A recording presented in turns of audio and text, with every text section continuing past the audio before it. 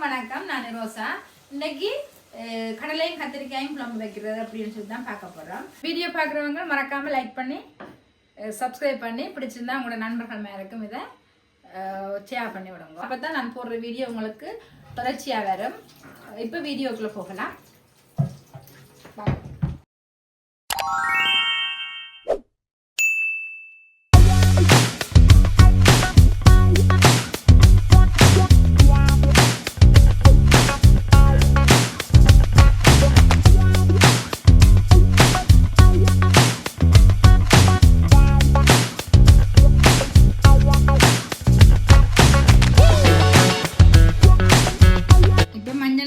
போட்டு பிரட்டி எண்ணெய் கொதிச்சிட்டது இதை பொரிச்செடுப்போம். இது இப்போ நல்லா பொரிஞ்சிட்டது. இதை இப்போ நாங்கள் வெடுப்போம். கத்திரிக்காய் வந்து நல்லா பொரிஞ்ச அப்புறம் தான் எடுக்க வேணும். அல்லது கத்திரிக்காயில் எண்ணெயெல்லாம் அழுத்து பிடிச்சி கொண்டிருக்கோம். அப்போ எண்ணெய் சமைக்கும் போது நிறையவா அவங்களுக்கு வந்துடும்.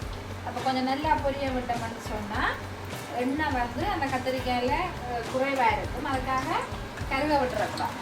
இது வந்து சின்னியில் வந்த கொண்டக்கடலை தான் இன்றைக்கு நான் அதுக்குள்ளே போட்டு சமைக்க போகிறேன். நல்லா இருக்கும்.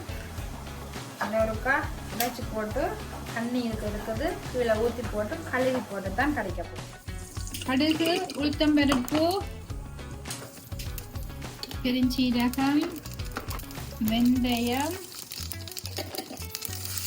வெங்காயம்,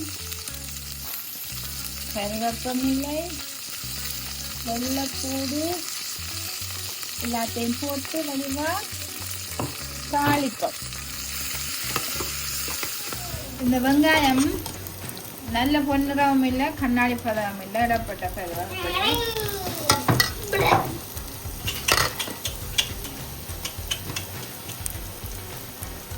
உரைப்பு உங்களோட தேவைக்கு ஏற்ற மாதிரி போடலாம். மிளகாய்த்தூள், தண்ணி ஒரு கிளாஸ். இது வந்து புளி ஒரு நெல்லிக்காய் சைஸில் வந்து கரைச்சி எடுத்து வச்சுக்கிறேன். அதையும் போடுவோம். புளி கணக்க விடக்கூடாது, புளிக்கும். கரைக்கு தேவையான உப்பு போட்டு இவர் கொஞ்சம் கொதிக்க விட்டுட்டு தான் பொரிச்சு வச்சுக்கிற கத்தரிக்காயையும் கொண்டக்கடலையையும் போட வேணும்.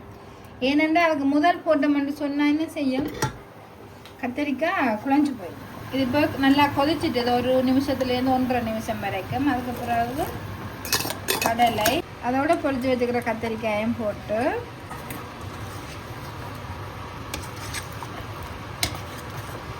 கறியாக வேணுமென்று சொன்னால் கொஞ்சமாக தண்ணி விட்டு ஒரு கிளாஸ் தண்ணி விட்டு பிரட்டி எடுக்கலாம். எங்களுக்கு கொஞ்சம் குழம்பா வேணுமென்று சொன்னால் கொஞ்சம் 1.5 கிளாஸ் இல்லை 2 கிளாஸ் தண்ணி விட்டு குழம்பு மாதிரி எடுக்கலாம். நான் இன்றைக்கு இது பிரட்டி தான் எடுக்க போகிறேன். ஏன்னா கடலை கத்திரிக்காய் பிரட்டல் கறி தான் நல்ல டேஸ்ட்டாக இருக்கும். இப்போ இது வந்து கொதிக்கட்டுக்கும்.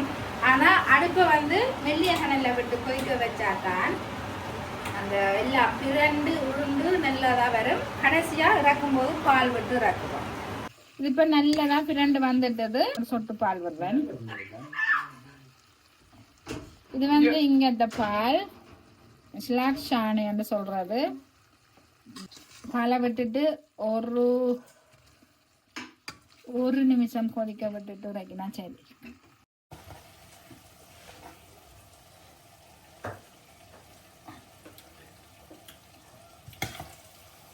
நல்லா இருக்கு. ஓகே, கத்திரிக்காய் சமைச்சு முடிஞ்சு.